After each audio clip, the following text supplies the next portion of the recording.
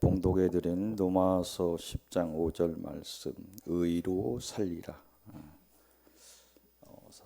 사람은 하나님께서 주신 의롭다 하심을 받아서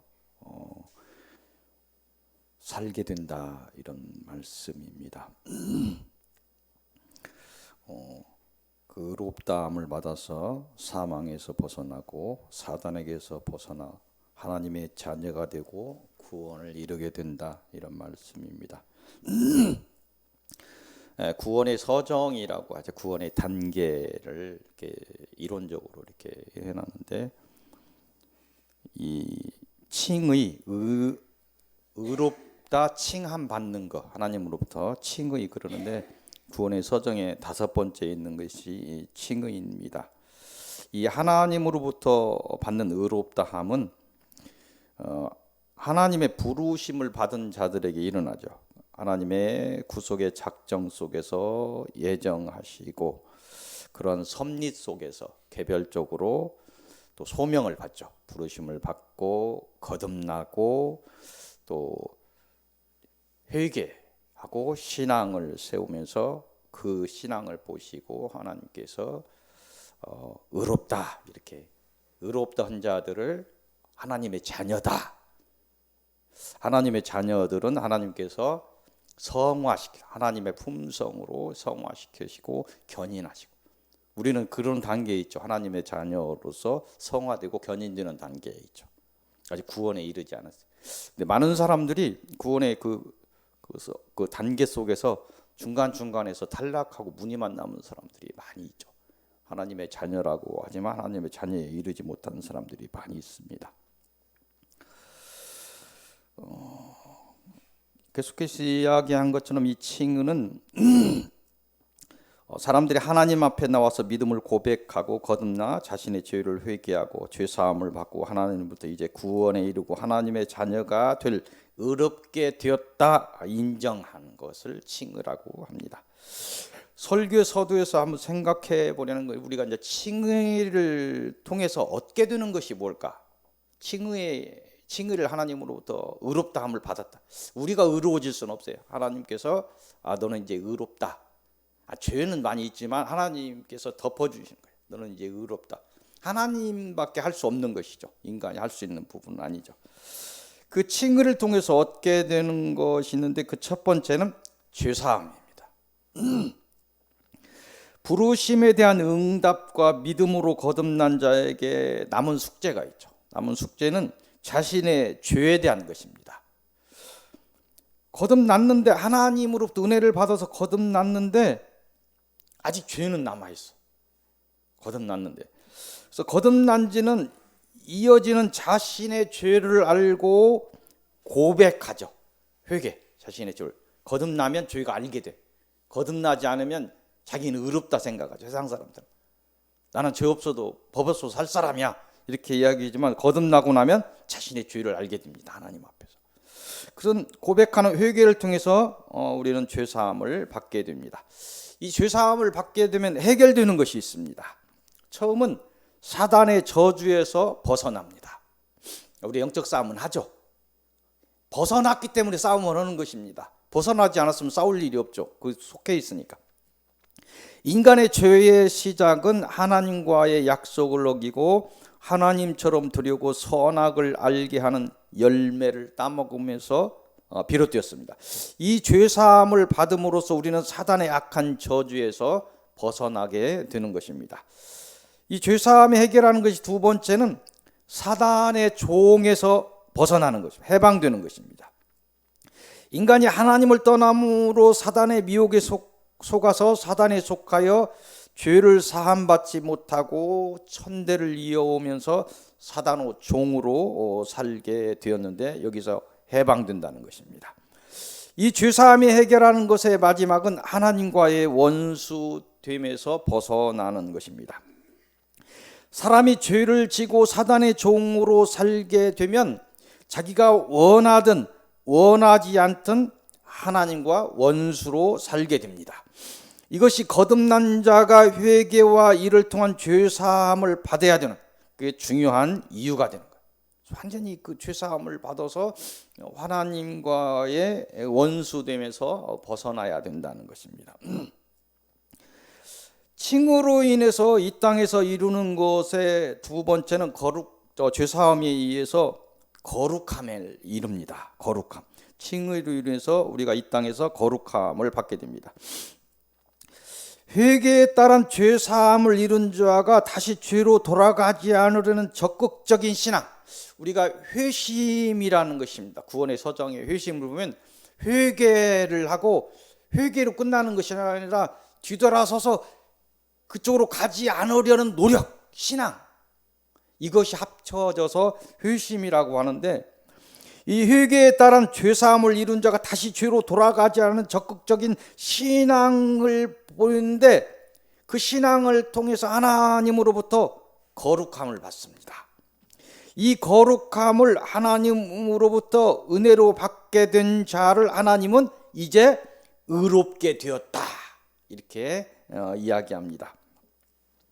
이 거룩함을 하나님께 보이며 적극적인 신앙을 통해서 하나님과 사랑을 이루어 은혜를 입고 이루는 복이 있습니다. 또 이 복도 있어요. 이 복의 처음은 이 땅에서 기업을 이루는 것입니다. 이 복은 이 땅에서 이루는 기업을 이루는 이 복은 육적인 복입니다. 아브라함에게 약속하셨던 복을 우리가 예수 그리스도를 통해 믿음의 자손이 되어서 받는 복입니다. 이 복은 이 땅을 살면서 이루는 육적인 모든 복을 의미합니다. 거룩함을 통해서 이루는 복의 다음은 이 땅에서 평강을 누리는 것입니다. 이 복은 예수 그리스도를 통해서 구원을 이룬 하나님의 자녀가 누리는 영적인 복입니다. 이 땅에서 평강을 누리는 복은 성령이 우리 안에 들어오시고 임재와 함께 사단의 영들이 물러가고 사단의 저주가 풀리고 우리 안에 천국이 세워지면서 누리는 복입니다. 그래서 지금은 영적인 전쟁 중이라 그런 것을 잘 못 느낄 수 있는데, 평화로운 시대에는 이 성령의 임재와 함께 막 평강이 밀려오던 시대도 있었습니다. 박 목사도 막 한 달 이상을 막 밀려오는 평강을 주체하지 못하는 그런 경험을 한 적도 있어요. 이런 평강을 누리는 복을 의미합니다. 그런데 이 복은 이 땅을 사는 동안 당연함으로 지속되는 복은 아닙니다. 사는 동안 계속되지 않아요. 왜 그러냐면 사단의 회방이 있기 때문에 그렇습니다. 하나님의 자녀에게서 평강을 빼앗고 저주의 삶으로 되돌아가게 하려는 사단의 미혹이 지속되기 때문에 이 복을 지키기 위한 노력은 우리의 평생의 중요한 일입니다. 사명입니다. 아멘. 이 땅에서 칭의로 이루는 것의 세 번째는 구원을 이루는 것입니다. 죄사함을 받고 거룩해져서 구원을 이루는 것, 이것이 칭의를 통해서 우리가 이루는 복입니다. 모든 구원의 서정, 구원의 어떤 과정이, 모든 구속을 위한 하나님의 일들이 결국은 사람의 구원에 있습니다. 결국 수많은 일들을 그 구원의 서정 속에서 예정하시고, 작정하신 대로 예정하시고, 섭리 속에서 우리를 부르시고 거듭나게 하시고, 이런 모든 부분들이 우리를 구원하시기 위해서 하신다는 것입니다. 하나님의 공의는 그렇다는 거예요. 그 귀찮은 과정이지만 그 과정 속에서 우리가 당연히 받을 복으로 바뀌어지는 거죠. 막 로봇처럼 우리를 구원하지 않으십니다. 이 구속 결론, 결국은 우리를 구원하시기 위해서 이 귀찮은 걸 다 하셨어요.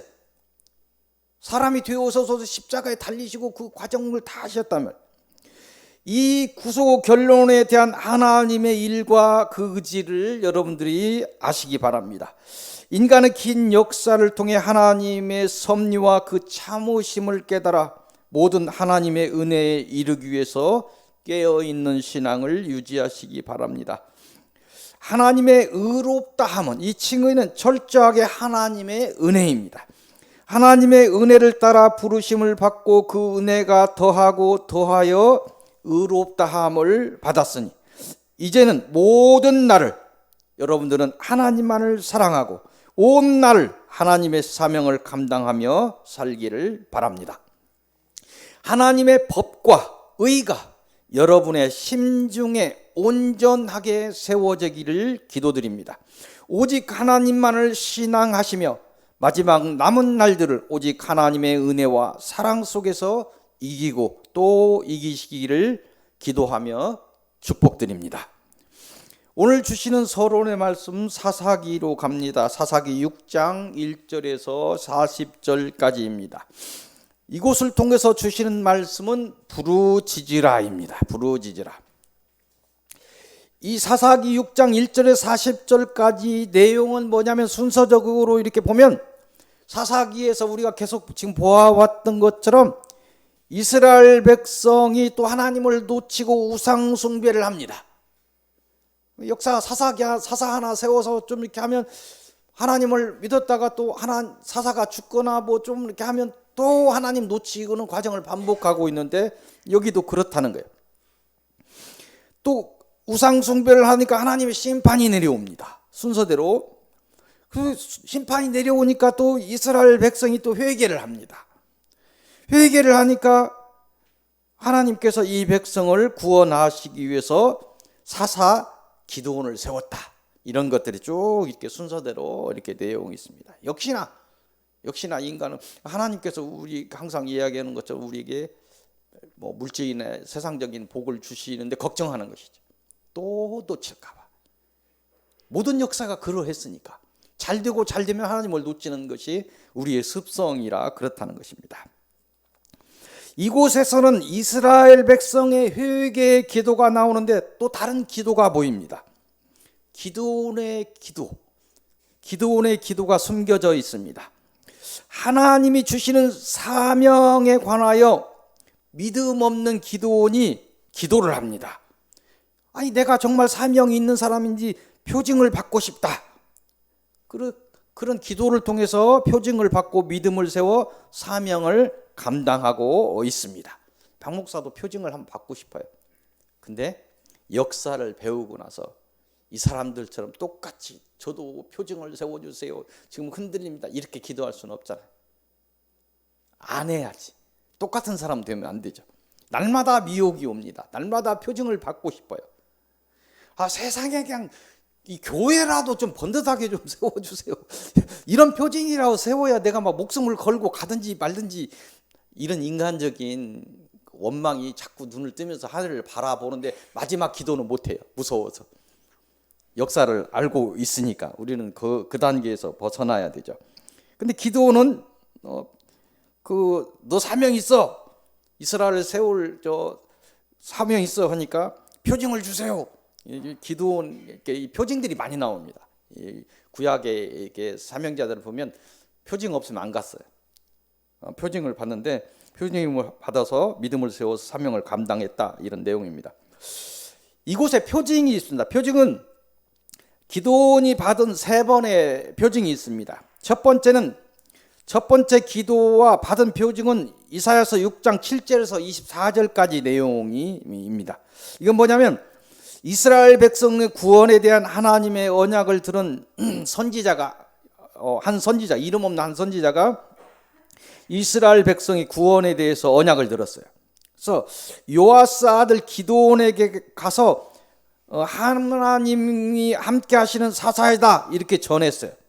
그때 기드온이 증명할 표징을 세워달라고 기도합니다. 내가 정말 이럴 수도 있을 거예요. 어설프게 엉뚱한 사람의 어떤 애언을 듣고 일어서는 것보다도 온전함에서 나쁘다고 꼭 볼 수는 없겠다는 생각을 합니다. 그 표징을 세워달라는 기도와 그 기도를 통해서 얻은 표징의 내용이 사사기 6장 7절에서 24절까지입니다. 그 표징은 뭐냐면 기드온이 받은 첫 번째 표징은 기드온이 염소 새끼를 준비합니다. 그리고 무교병 그 떡을 준비해서 막 이렇게 물을 뿌리고 이렇게 하는데 그러고 나서 이걸 받아달라고 기도하죠. 그래서 하나님께서 불로 이렇게 태우면서 표징을 내가 받았다 하는 표징을 보입니다. 이 구한 표징이고 받은 표징입니다. 두 번째, 세 번째 표징이 있습니다. 기도원이 믿음을 함부로 이야기할 수는 없는데 기도원의 표징을 많이 받은 사람이면 두 번째, 세 번째 표징은 뭐냐면 사사기 6장 25절에서 40절까지입니다. 뭐라고 기도했냐면 기도원이 어떤 하나님의 명령을 따라서 가문의 막 그 우상으로 있던 바알의 제단을 헐고 아세라상을 찍어서 나무로든 찍어서 하나님의 제단에 그 아세라상을 막 장작으로 씁니다. 그런 믿음을 보이죠.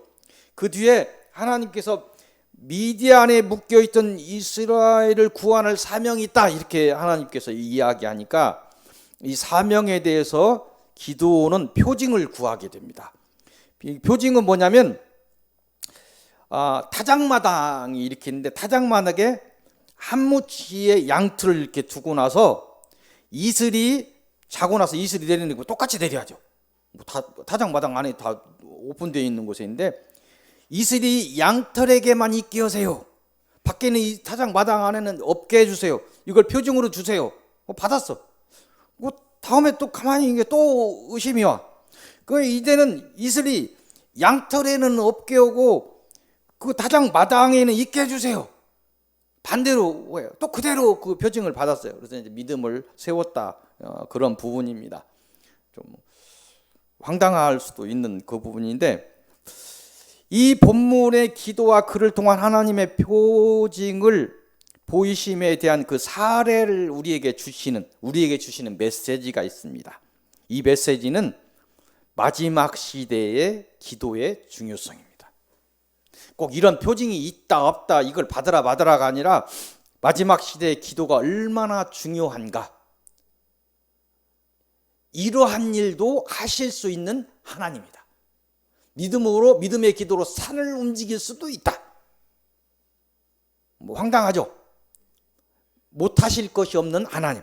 그래서 마지막 시대는 정말 기도의 중요성이 우리의 힘과 우리의 지혜와 우리의 권능으로 이기기 힘들다. 하나님의 은혜가 필요하다. 필요한 곳에 하나님의 자녀들에게 주시겠다. 기도하라. 아멘. 네, 그 말씀을 오늘 주십니다. 더욱 생명을 다하는 기도를 통해서 하나님의 특별한 은혜에 이르시고 증거를 세우시기를 바랍니다. 모든 서익교회 성도들에게 하나님의 특별한 은혜와 증거들이 세워지기를 기도하고 축원드립니다. 오늘 주시는 본론의 말씀은 사사기 7장으로 갑니다. 사사기 7장 1절에서 25절까지 말씀입니다. 이곳을 통해서 주시는 말씀은 구원하리라. 이곳에 사사기 7장 1절에서 25절까지 내용은 뭐냐면 기도원이 사명을 주신 하나님에 따라서 6장에서 사명을 주셨죠. 그 사명을 따라서 하나님이 주신 뜻을 따라서 이스라엘을 미디안에서 구하기 위해 전쟁에 나섰다는 것이고 그 하나님께서는 또 다른 표징을 세워서 이스라엘 백성이 하나님의 은혜로 구원됨을 보이셨다는 박 목사가 계속해서 이야기하는 것 구약의 전체 또 신약의 영적인 전쟁을 놓고 볼 때 무엇을 이야기했죠? 여호와의 전쟁, 하나님이 하시는 전쟁. 너 서서 지켜봐. 내가 하는 거. 이것을 이야기하죠. 이 증거를 보이셨다는 거예요. 이 표징은 사사기 7장 2절에서 8절까지죠. 기도원을 따라 전쟁에 나선 그 3만 2천 명의 백성들 중에서 이거에 대한 해석을 보면 결국은 300명이 싸웠는데 기도원의 300용사 이렇게 나오죠. 무릎 꿇고 먹지 않고 개처럼 서서 핥아먹은 사람이 전쟁을 준비하는 사람이었다. 그래서 이 용사들을 가지고 이겼다. 이게 주석의 내용이에요. 근데 묵상을 아무리 해봐도 그것이 아니에요. 여호와의 전쟁. 내가 한다. 용사가 아니라 무지레기 같은 사람들. 자, 하나님이 주시는 그 물 앞에서 그 선물 앞에서 무릎 꿇고 감사하고 기도하며 먹을 수 있는 사람이 아니고 정신이 하나도 없는 사람. 그 갈증 앞에서 하나님이고 뭐시고 다 놓고 개처럼 자기의 품이고 뭐시고 놓고 개처럼 핥아먹고 있는 사람, 이게 용사입니까? 용사가 아니죠. 이런 사람으로도 내가 너를 구원하겠다는 것이죠. 여호와의 전쟁의 의미가. 그래서 이런 부분이 32,000명 중에서 야 두려운 자 가, 두려운 자 가 하니까 22,000명이 사라져 버렸어. 두려운 자 가도 돼. 억지로 끌려왔는데 22,000만 명 남았어. 이걸로도 안 돼. 물가로 데려가 물 먹게 해봐.